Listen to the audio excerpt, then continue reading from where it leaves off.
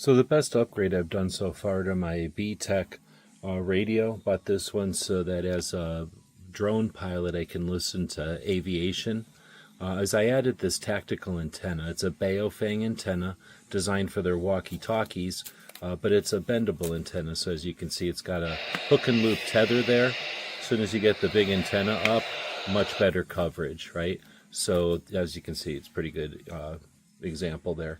That's why you want this, but when you're walking around you don't necessarily need it out all the time. That's why I bought this upgrade. Hope this helps. Thanks for watching. Remember to like and subscribe.